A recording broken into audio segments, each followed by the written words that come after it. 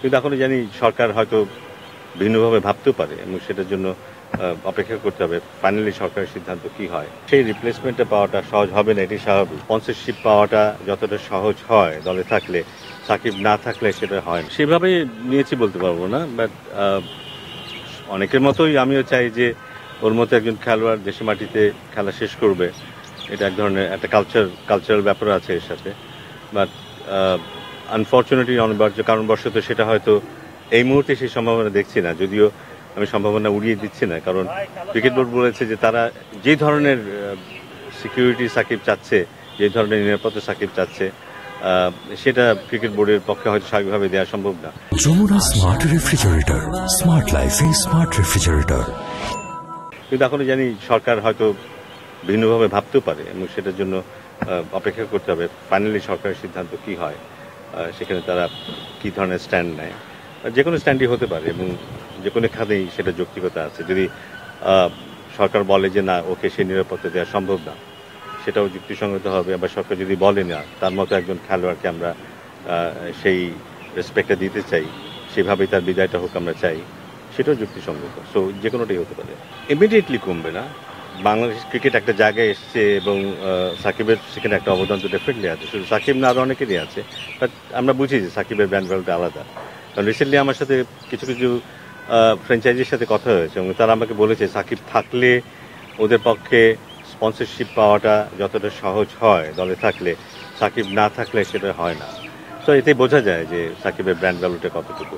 So আমার মনে হয় ইমিডিয়েটলি যে আমরা ক্ষতিগ্রস্ত হবো তা নয়, কিন্তু আমরা যদি পারফরমেন্সটাকে ধরে রাখতে না পারি, ভালো খেলতে না পারি, সেক্ষেত্রে দলের ব্র্যান্ড ভ্যালু কমবে অবশ্যই। বাট আমরা নিশ্চয়ই আশা করবো যে সাকিবের রিপ্লেসমেন্ট হিসেবে যে আসবে সেই সাকিবের মানটা ধরে রাখার চেষ্টা করবে এবং সেইভাবে বাংলাদেশ দলের মানটাও ধরে রাখার চেষ্টা করবে।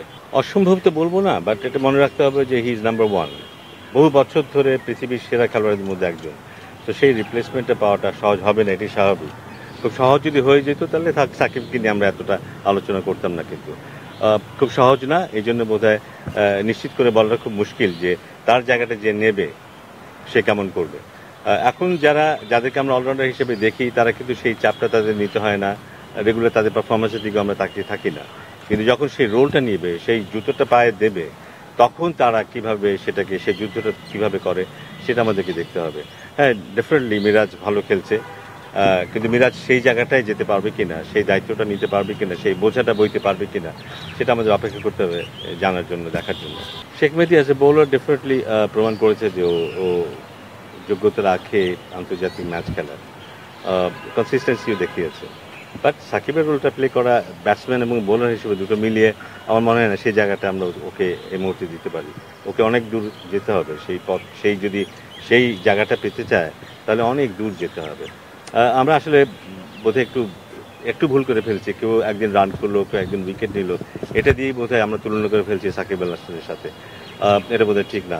কারণ এত বছর ধরে এত রান করা, এত উইকেট নেওয়া এবং দলের কি ফিগার হিসাবে পারফর্ম করাটা এক জিনিস, বিচ্ছিন্নভাবে কখনো এরকম কখনো সেরকম পারফর্ম করা সেটা ভিন্ন জিনিস। কিন্তু তো ওটা আমাদের বুঝতে হবে। কিন্তু তবে ডেফিনেটলি আমরা চাইবো যে যে কেউ হোক যদি সাকিবের মতো পারফর্ম করতে পারে বা তার কাছাকাছি পারফর্ম করতে পারে, সেটা খুব ভালো হবে। কিন্তু আমার মনে হয় যে আমাদেরকে অপেক্ষা করতে হবে সেরকম একজন অলরাউন্ডার জন্য, যে সমান তালে ব্যাটিং এবং বোলিং করতে পারে।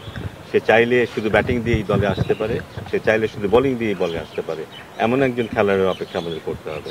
বাংলাদেশ, আমার মনে হয় বাংলাদেশ ভারতের পথ অনুসরণ করবে।